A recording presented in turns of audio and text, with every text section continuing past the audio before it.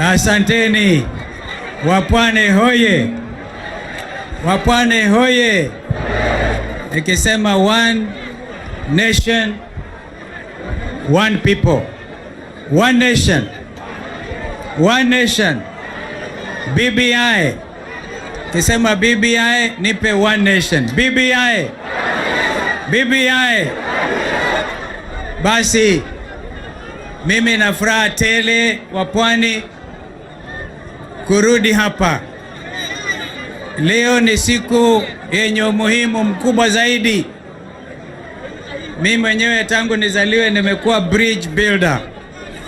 Kwa hivyo ni wakati wa kuunganisha nchi. Nilipozungumza wakati wa kuzinduliwa mpangilio wa BBI kule Bomas of Kenya, nilisema wazi kwamba hata wale ambao wenye uhasama wa hali ya juu wasameheane, na huu sio wakati wa wananchi kuwa na hasira tena. Yole tumeyaona ni magumu, tumepitia pagumu.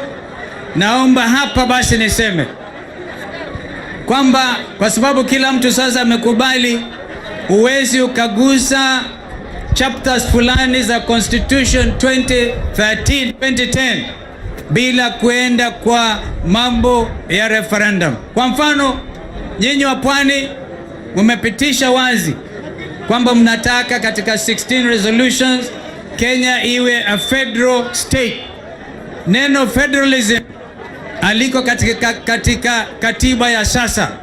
Kwa hivyo swala hilo, kando na mambo ya nani atakuwa president, whether we are going presidential, parliamentary or a mixture of the system, which is what BBI 1 has recommended. Kama utaenda federal system, ni lazima kuwe na referendum, kura ya maoni. It is important kwa nchi ambayo inajitawala kwa kupelekea wananchi, na iwe ni kura free and fair. Mimi nafurahi kwamba kina Chebukati sasa wao wataenda nyumbani. Tuwapigie makofi ya kusema kwa heri Chebukati, kwa sababu tunajua wengine ambao wameleta mambo magumu zaidi. Mimi nikiwa hapa ni mmoja wenu. Mimi nimelelewa Tuda. Mimi nimefanya kazi katika Port of Mombasa. Indeed, I was a preventive officer trainee. Naelewa shida ya port. Kenyans, listen to me. And I want my brother Raila to hear this.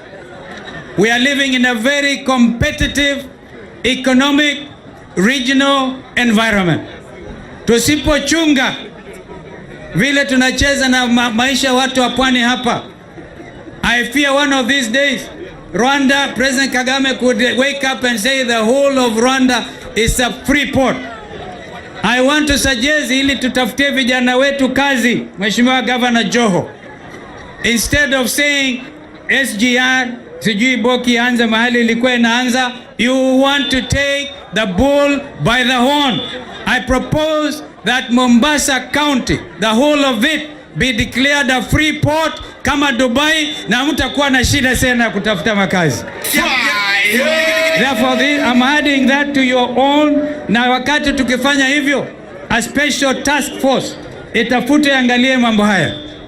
I want to conclude by saying, ndugu Musalia Mudavadi, wangapi wanamjua MMD ma-DVD, angekuwa hapa lakini hako London saa hii.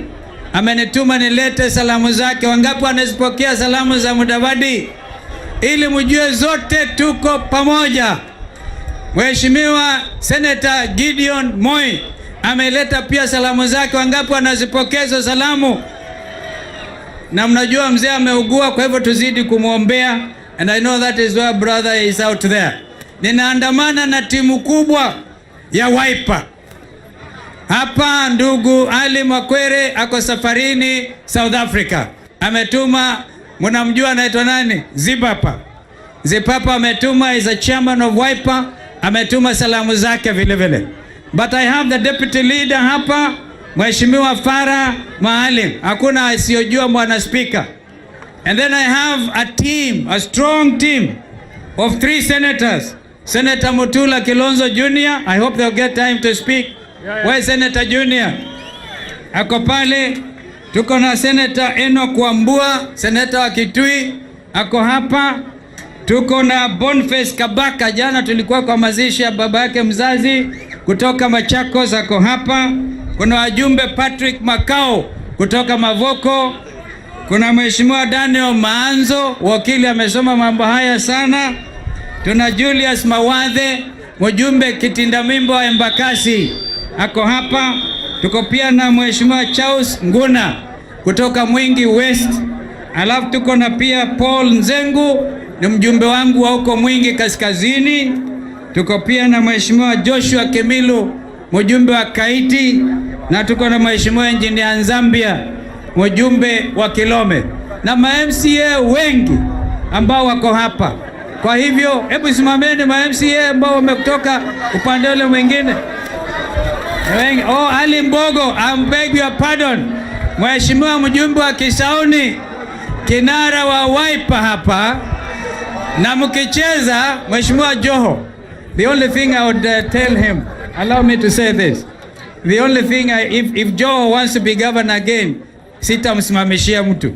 Lakini kwa sababu amemaliza muhula wake wa pili, angojee sasa Wiper itafute kijana mjumbe wa Kisauni anaitwa Ali Mbogo, ili na yeye ajiingize kule kule. Asanteni. Asanteni.